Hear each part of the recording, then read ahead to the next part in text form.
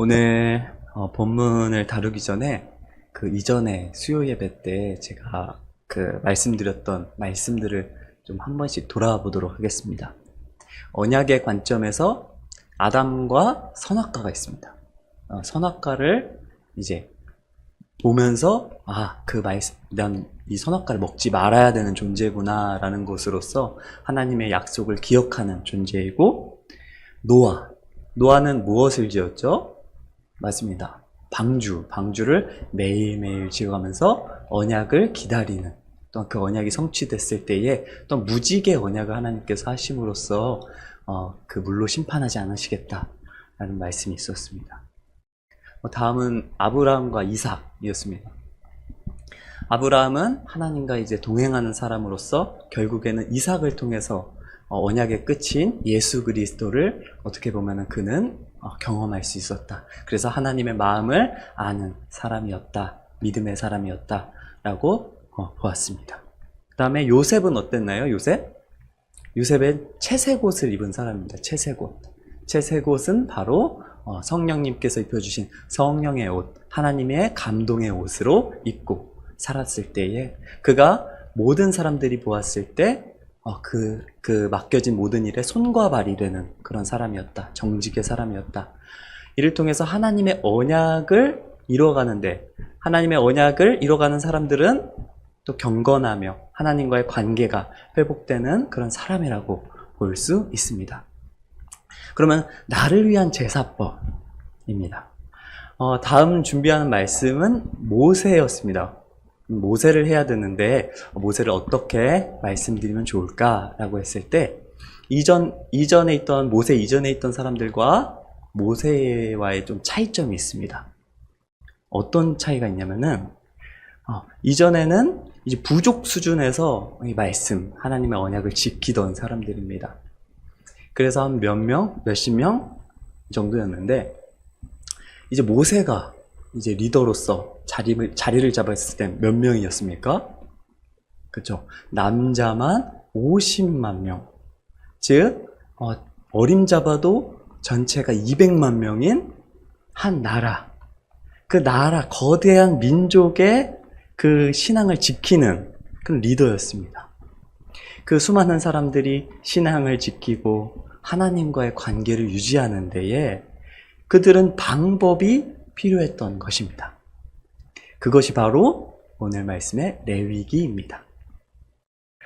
따라서 오늘 말씀은 하나님께서 회막에서 모세를 부르시고 2절 그 제사에 대해서 설명을 하시기 전에 이제 말씀을 시작하십니다. 그래서 오늘 말씀을 통해서 이스라엘에 있는 5대 제사를 아주 간단하게 살펴보고, 그리고 그 제사의 참된 의미를 이야기로 경험해보며, 또한 오늘 우리의 예배가 하나님께 드려지는 어떠한 예배가 되는지 그 의미를 살펴보도록 하겠습니다. 우선 레위기는 율법에 관한 책입니다. 이스라엘 백성들의 모든 법과 전통을 다루고 있지는 않습니다. 지금도 그들의 율법과 전통은 엄청 두껍게 형성되어 있습니다. 하지만 개략적인 내용으로 27장에 걸쳐서 얘기하고 있습니다. 이는 하나님과 하나님의 백성으로서 지켜야 할 그 관계에 대해서 언급하고 있는 것입니다. 그 중에 1에서 7장 말씀은 제사법입니다. 그리고 그 1장에서 6장 7절 말씀까지는 일반 백성들을 위한 그 제사법, 6장 8절에서 7장 36절 말씀까지는 제사장 중심의 제사법을 설명하십니다. 그러면 우선 제사법이 무엇인지 살펴보겠습니다. 한번 저기 넘겨주시겠습니까? 첫 번째로 이제 5대 제사가 있는데, 여기 3개가 있죠. 번제, 소제, 화목제. 이것들은 이제 특수한 제사가 아니라 일상에서 드리는 일반 제사입니다. 어느 절기가 된다던가, 그 다음에 소산물이 생겼을 때의 곡식을 드리는 것은 소제, 그리고 감사나 뭐 서원한다, 뭐 자원한다 이랬을 때에 드려지는 것은 화목제. 그 일상에서 드려지는 겁니다. 가장 먼저 이제 번제를 살펴보면은 번제는 가장 보편적으로 이제 드려지는 제사고 절기에 따라서 드려지며 소, 염소, 양, 또 새를 드립니다. 그리고 특별히 수컷을 드리는데 이는 그 당시에 수컷은 제일 귀한 것을 의미합니다. 그 종족을 이제 퍼뜨리기 위해서는 가장 우수한 수컷이 있어야 되기 때문에 그 수컷 한 마리에 수많은 이제 암컷을 붙여놓기 때문에 수컷은 상당히 귀한 것이라고 볼 수 있습니다. 그리고 뭐 흠이 없어야 된다. 그리고 특별하게 이제 수컷 소의 번제를 보면은 이제 국가적으로 드리는 번제입니다. 그래서 이거를 매일 아침과 저녁으로 이스라엘 백성들은 번제를 드렸습니다. 모든 것을 불살라 드리는 것입니다. 여기서 주요한 특징을 보면은 흠없는 귀한 것으로 드린다. 그리고 속죄의 기능이 있다. 입니다. 그럼 두 번째 소제를 간단하게 또 살펴보겠습니다. 땅의 소산, 첫 소산을 드리는 것입니다. 곡식 가루, 기름, 유향, 소금 4가지로 구성되어 이루어져 있습니다. 특이한 점은 속죄제라는 것이 나중에 나올 텐데 가장 가난한 사람들을 위한 속죄제로서는 이 소제, 이 곡식을 드립니다. 그랬다고 이제 가난한 사람들이 드려서 이 소제가 이제 하찮은 거냐, 막 드려도 되는 것이냐? 그렇지 않습니다. 여기서는 고운 가루를 사용합니다. 이때 고운 가루는 고급 식재료입니다. 고급 식재료로 가난한 사람이지만 가난한 사람에게 있어서 가장 귀한 것을 드리는 것입니다. 그래서 귀한 것이며 속죄의 기능이 있습니다. 다음으로는 화목제입니다. 화목제는 하나님과 주변 이웃들과의 관계, 화목, 평화를 의미합니다. 하부 제사로는, 그러니까 밑에 있는 그 상세한 또 제사로는 감사제, 서원제, 자원제로 나뉘어져 있습니다. 이 중요한 순서로 봐도 무방합니다. 자원제를 제외하고 모든 제사에서는 흠이 없고 귀한 것으로 드려야 합니다. 물론 자원제도 귀한 것으로 드리는 것이지만 자원제의 경우, 세 번째 자원제의 경우 자원하여 드리는 것입니다. 이는 흠이 있더라도 이를 너그럽게 받아주시는 것으로 볼 수 있습니다. 우리가 자원해서 드렸을 때에 약간의 흠은 눈 감아준다 라고 볼 수 있는 것입니다. 하지만 그것도 귀한 것입니다. 이 화목제는 잔치의 개념이 있습니다. 그리고 재물을 나눠 먹는 것, 주변 사람들과 나눠 먹는 것, 그리고 흠없고 귀한 것으로 드리며 이도 안수를 함으로써 속죄의 기능을 가지고 있는 것입니다. 여기까지 일반 제사입니다. 특별한 이유 없이 드리는 일상에서의 제사, 일상적으로 드려지는 제사법이라고 보면 되는데 이 제사들의 공통점은 향기로운 제사, 향기로운 향이 난다 라고 말씀하십니다. 그리고 이제 다음으로 특수 제사를 보겠습니다. 이제 속죄제인데 이제 속죄한다. 사실 모든 제사에는 속죄의 기능이 있습니다. 여기서 속죄제는 그 죄를 씻어낸다.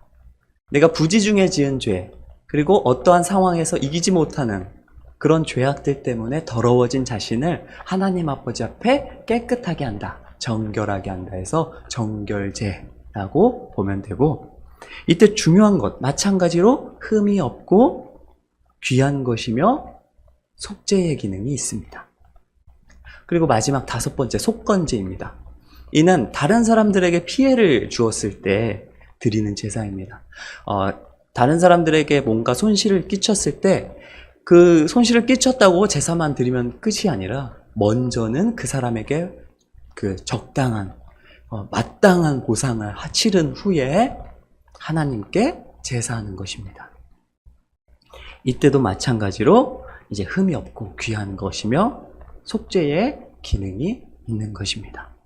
즉 요약하자면은 모든 제사의 기본적인 특징은 흠이 없는 것, 그리고 하나님께서 그것을 받으시면 속죄하신다.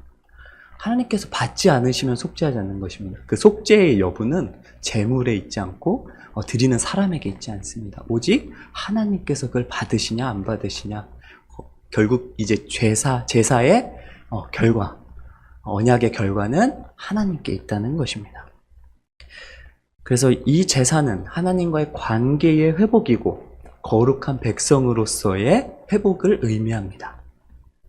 이 관계를 유지하는 것은 이제 조금 듣기만 해도 결코 가볍거나 쉬운 것이 결코 아닙니다. 그 외에 이것을 더 상세하게 들어가 보면은 더 복잡하고 지켜야 할 규칙들이 많이 있습니다. 오늘은 세부적으로 들어가지 않고, 만약에 내가 그때 그 당시로 들어가서 제사를 드린다면 이라는 상황을 가정해서 한번 제사를 이해해 보겠습니다. 이해를 돕기 위한 이야기입니다. 오늘은 번제를 드리는 날입니다. 저는 평범한 목자입니다. 조금 있으면 이제 절기가 다가오는데 6월절이나 이런 다양한 절기가 있습니다. 그리고 우리 이스라엘 백성은 그 성전에서 제사를 드리기 때문에, 저처럼 이제 좀 외곽에 사는 사람은 이 제물을 가지고서는 2, 3일 걸어가야 하기 때문에 2, 3일 전에 출발을 해야 됩니다. 그래서 좀 미리 흠없는 양을 준비해 놨거든요. 그랬는데 오늘 좀 사고가 있어서 그 양의 절벽으로 좀 떨어져 가지고 다리가 부러지고 좀 손상이 있었습니다. 그래가지고 급한 대로 또 귀한 그 양을, 수컷 양을 하나 골라서 이제 가지러 가려고 합니다. 그래서 2, 3일을 이제 걸어가는데 양이 그냥 가만히 있어야지 말입니다. 그래가지고 그 양을 조심히 귀하게 또 데려가느라 좀 고생 좀 했습니다. 조마조마 조심조심 하면서 갔습니다. 그렇게 이제 성전은 산에 있습니다. 또 산을 열심히 올라갑니다. 그리고 성전 틀에 가서 이제 제사장과 함께 이제 제사를 진행하는데, 이제 여러 사람들이 이렇게 자신의 양을 가져와서 어떤 사람이 이렇게 붙잡고 있고 그 양을 죽이려고 하고 있습니다. 같이 온 사람도 좀 도와주면서 양을 붙잡고 그 양의 안수를 함으로써 자신의 죄를 고하고, 그리고 그 죄를 입은 이제 원래 흠이 없는 양이었는데 이제 죄를 양에게 전감으로써 이제 가죽을 벗기고 각을 뜹니다. 그 일은 남이 해주는 것이 아닙니다. 본인이 직접 하는 겁니다. 그러니까 제사장이 돕거나 그러지 않습니다. 제사장은 그 제물을 가지고 불로 가는 것까지입니다. 그 죄에 있어서 그 가죽을 뜨고 각을 뜨는 것은 본인이 해야 되는 것입니다. 그래서 활활 이제 그것을 태웁니다. 번제를 태우는데 혹시라도 연기가 안 날까 조마조마합니다 또. 하지만 정상적으로 그것은 다 태워졌고 하나님이 받으셨습니다. 이에 안도하며 하나님께 감사하며 다시 그 성전에서 내려와서 2, 3일 길을 돌아가서 집에 도착합니다. 여기서 화목제 같은 경우는 어떻게 했습니까? 화목제는 살짝 다른데, 이제 가장 좋은 기름과 골수는 태우고 제사장에게 가슴 부위와 오른쪽 뒷다리는 드렸습니다. 그리고 그 외에 나머지 고기는 다 제가 먹을 수 있는 겁니다. 하지만 이 제물은 하루 이틀 만에 다 먹어야 됩니다. 안 먹으면 오히려 또 그것이 죄가 됩니다. 그래서 주변에 가져가고 그 다음에 약자, 가난한 사람들과 그 고기를 먹습니다. 그 당시 이제 고기가 귀한 것이므로 다 함께 그것을 즐기는 잔치가 되었습니다. 근데 이제 자원제 같은 경우에는 흠이 약간 있지만 그것을 자원하는 마음으로 또 드립니다. 이 화목제는 언제 드릴까요? 화목제는 감사한 일이 있을 때, 또 무엇인가 서원할 때, 그리고 자원하는 심령으로 해서 화목제를 드립니다. 그리고 속죄제, 정결제 같은 경우에는 자신이 죄를 지어서 자신의 죄 때문에 부정한 죄 때문에 하나님께 나아갈 때 정결해야 된다라고 해서 이제 그 수많은 과정들을 거쳐서 죄를 회개하는 것입니다. 그럼으로써 우리는 어떻게 합니까? 죄의 값이 처절한 것이구나. 다시는 죄를 지으면 안 되는 것이구나. 보다 경험적으로 뜻깊게 깨닫게 되는 것입니다. 그렇습니다. 그리하여서 삶에서 죄를 조심하고 멀리하게 되고 하나님 앞에서 화목하게 지내는 것을 의미하는 것이 바로 제사인 것입니다. 그래서 이제 또 제사를 하면 또 생각나는 그 대표적인 장면이 있는데, 이제 성전에서 제사를 드릴 때 그 뜰에서 예수님이 그 제물을 막 엎으시면서 화를 내신 적이 있습니다. 그 예수님께서 성전에서 제물 팔던 사람들에게 장사의 소굴이다 하면서 화를 내신 것입니다.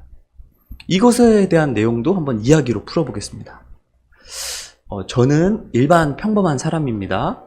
가축을 기르긴 합니다. 가축을 기르는데, 그 중에 또 언제 그 신경 써서 흠없는 걸 고릅니까? 솔직히, 하다 보면, 목축업 하다 보면 이것도 흠생기고 저것도 흠생깁니다. 그러니까 좀 너무 어려우니까 이것을 돈으로 바꿔가지고 한번 성전으로 가보겠습니다. 수많은 사람들이 성전에서 장사를 하고 있습니다. 이 물건 사세요, 저 물건 사세요. 이 물건은 흠이 없습니다. 저 물건은 하나님이 잘 받으시는, 하나님이 기가 막히게 받으시는 제물입니다. 그 제물을 받으시는 건 하나님에게 있지 않고 그 제물이 당장에 좋다고, 흠이 없다고 팔기에 눈이 먼 것입니다. 그러면서 이제 말로써 사람들을 유혹합니다. 그리고 막 구매하고 안 산다, 흥정한다 보면은 주변에서 강압적으로 강매하기도 합니다. 비싼 값으로. 그러면 어떻게 합니까? 그럼 어쩔 수 없이 사는 것입니다. 마음을 다하고 뜻을 다해야 하는 그 제사의 본질은 온데간데 없고, 그 물건을 팔기에 정신없는 상황, 어지러운 상황. 얼른 제사 끝내고 피곤하니까 얼른 집 가서 쉬어야겠다 하는 그런 형식만 남아있는 것입니다. 그렇게 흥정되는 곳, 강매하는 곳, 의무감만 남아있는 곳이 바로 성전이었던 것입니다. 예수님은 그 상황을 보시고 강도의 소굴이다 라고 말씀하시면서 자리를 엎으시는 것입니다. 예전에 그 서울 동대문에 가보면은 그 옷을 팝니다. 옷을 파는데, 혹시 자녀분들 중에서 이제 서울로 옷을 사러 간 자녀들이 있으실지 모르겠지만, 저 같은 경우에 한 20살 정도의 필수 코스입니다. 동대문에 가서 옷을 산다. 그러면 이제 그 옷가게에 형님들이 쫙 줄을 서 있습니다. 그러면서 학생 일로 와봐, 일로 와보세요 막 하면서 엄청 친절합니다. 근데 되게 웃긴 게 꼭 그 건물마다 이제 한 명씩 이 벌을 서고 있는 학생이 있습니다. 죄송합니다 하고 있어요. 뭐가 죄송한지 모르겠어요. 옷가게에서 뭐가 죄송한지 모르겠는데, 저도 이제 옷을 사러 들어간 겁니다. 들어갔는데 어떻게 해요? 이게 잘 어울린다, 저게 잘 어울린다 이러면서 다 그거 하다가 이거 별로 마음에 안 드는데 가겠습니다 이래요. 그럼 어떻게 해요? 내가 여태까지 이렇게 해줬는데 이거 안 사? 하면서 협박을 하기 시작하는 겁니다. 그러면서 이제 숨어있던 형님들이 나와요. 문신 있고 막 이러면서 주변에서 나오면서 막 목을 풉니다. 완전히 이제 옷을 사러 간 게 아니라 이거 완전 강도의 소굴로 들어간 것입니다. 그래서 어쩔 수 없이 옷을 샀습니다. 살아야 될 거 아닙니까? 그래서 옷을 사긴 했는데 완전히 강도의 소굴인 것입니다. 성전이 아닙니다. 옷을 판매하는 곳이 아닙니다. 강도의 소굴입니다. 성전이 그런 곳이 되어버린 것입니다. 자릿세를 비싸게 받아서 그 사람들도 이제 먹고 살아야 되니까 그 서울에 비싼 자릿세를 내려면은 어쩔 수 없었다 이렇게 얘기합니다. 물건을 강매하고 허위 광고하고, 그것을 올라가다 보면은 그곳에 우두머리로 소득을 챙기고 있는 종교 지도자들이 보이는 것입니다. 그것을 말려야 하는 종교 지도자들인 것입니다. 그렇게 하시면 안 됩니다. 하나님의 제사를 지냈는데 그렇게 장사하시면 어떡합니까? 그렇게 막 저기 하면 안 됩니다 라고 말리고 엎어야 될 사람들이 종교 지도자들인데, 그것을 보면서 예수님을 안이 꼽게 보고 예수님을 죽여야겠다고 하는 사람들이 종교 지도자들, 강도의 우두머리인 것입니다. 그 어디에도 하나님과의 관계의 회복, 하나님과의 사랑의 회복은 어디에도 없었던 것입니다. 여담이지만 교회에서 이제 물건을 판다고 해서 이렇게 써붙여 놓는 그런 것이 있습니다.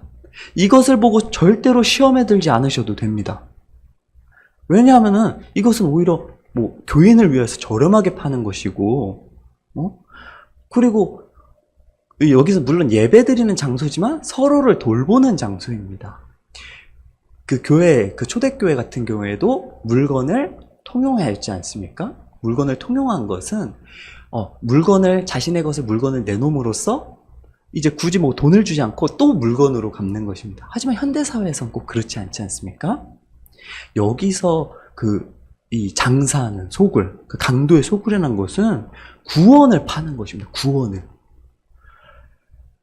구원을 판매하는 그런 악한 행위들, 면죄부, 이런 것들은 있어서는 안 된다는 것입니다. 죄의 용서가 펼쳐져야 될 곳, 그곳이 바로 성전이요 예배하는 장소라는 것입니다. 성전이 하나님과의 관계를 막으니까 예수님께서 엎으신 것입니다. 그럼 우리는 오늘 어떤 제사를 드려야 합니까? 그리고 어떤 제사를 조심해야 하는 것입니까? 아는 전도사님 또 이야기를 들려드리겠습니다. 그 전도사님은 이제 고등학생 때 열심히 공부해가지고 한 학기 장학금을 받았다고 합니다. 뭐 한 학기 고등학교는 뭐 한 40만 원에서 50만 원 정도 한다고 들었습니다.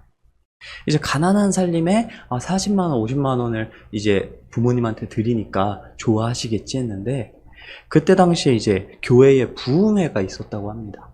그 부흥회 때 이제 보면 뭐라고 합니까? 무슨 헌금 같은 거를 이제 부흥 강사님들이 말씀하실 거예요. 그 부흥 강사님이 막 어떤 헌금을 드리면 어떻게 된다라고 하는 것입니다. 근데 그 전도사님은 이제 전도사 준비를 하는 사람 입장에서 그것은 옳지 않다라고 생각을 했던 것 같습니다. 그래서 부모님께 막 그것은 옳지 않다고 이게 얘기했던 것 같습니다. 그런데 웬걸? 그 본인 어머니께서 자기가 받은 장학금을 그 부흥 강사님 저기로 헌금을 드린 것입니다. 그 부흥 강사님 아마 좋은 차를 타고 막 그랬다고 하는 것 같은데, 그렇습니다. 그래서 그 전도사님은 뭐 자기 어머니한테 엄청 화를 냈다고 하는데, 네. 그렇게 그 시간이 지난 이후 그 하나님께 기도를 드리는 와중에 지난 일들이 생각났다고 합니다. 그런데 하나님께서 이런 응답을 주셨다고 합니다. 나는 받았다. 나는 어머니의 마음을 받았다. 아들이 하나님 앞에서 잘 되기 바라는 그 마음만이 하나님께 상달된 것입니다. 그 마음을 이용하는 사람이 대단하지 않습니다. 그 마음을 이용해서 장사하는 사람이 대단한 것이 아닙니다. 그 마음을 받으시는 하나님이 그 미련한 행동조차도 용서하시고 그 기도를 들으신다는 것입니다. 오늘 누구에게 제사를 드리십니까? 마음과 뜻을 다하여 내 하나님 여호와를 사랑하라. 그것으로 제사하는 것입니다. 말씀을 맺겠습니다. 우리가 왜 오늘 이렇게 힘들게 예배 자리를 나와야 합니까? 나의 예배 가운데 형식만 남아있는 것은 아닌지 돌아봐야 하는 것입니다. 제사는 어려운 것입니다. 나의 가장 귀한 것을 드리는 것입니다. 하지만 그 대가는 죄 사함을 받았다, 이 정도가 아닌 것입니다. 죄 사함을 받았다. 내가 제사를 드려서 죄 사함을 받았다가 아닙니다. 제사를 드렸더니 하나님께서 죄를 사해 주셨다입니다. 죄 사함의 주체는 하나님께 있는 것입니다. 오늘 우리의 부족한 제사이지만 주님 앞에서 간절한 마음으로 하나님께 예배를 드린다면 주님께서 우리의 예배를 받으신다는 것입니다. 오늘 예배를 드린다고 연약하다는 핑계를 대면서 반복되는 죄 가운데에서, 아니면 죄인데 상관없다고 남을 미워하고 시기하고 은밀한 죄를 짓는 가운데에서 우리는 돌아봐야 합니다. 양 한 마리의 가치가 200만 원이라고 합니다. 요즘에 200만 원. 예전 얼마 전까지만 해도 40만 원, 50만 원 하던 것이 200만 원이라고 합니다. 우리가 예배 드리러 올 때마다 200만 원씩 양을 한 마리씩 가져와서 죽이고 복잡하게 그렇게 한다고 보십시오. 죄를 짓겠습니까? 네. 하나님의 언약, 죄사함은 예수 그리스도로 말미암아 다 이루어졌습니다. 언약의 주인공, 제사의 주인공은 바로 예수님이십니다. 예수님 덕분에 그 제사의 모든 형식이 없어진 것이 아닙니다. 완성된 것입니다. 완성됨으로써 제사의 형식도 사라지고 그 장소도 사라지고 그 마음만이 살아있어서 마음이 성전이 된 것입니다. 오늘 우리는 그 당시에 그 성전에서 그들이 드렸던 똑같은 힘듦, 똑같은 정성, 똑같은 마음으로 예배를 해서 하나님을 경험해야 하는 것입니다. 따라서 오늘 말씀처럼 모든 제사, 모든 예배 가운데 하나님과의 관계가 회복되시는 모든 성도님들 되시길 주님의 이름으로 축복합니다. 그리하여서 우리의 마음과 뜻, 하나님께 사랑을 드리고 또한 주님의 사랑을 경험하는 모든 성도님들 되시길 주님의 이름으로 축복합니다. 함께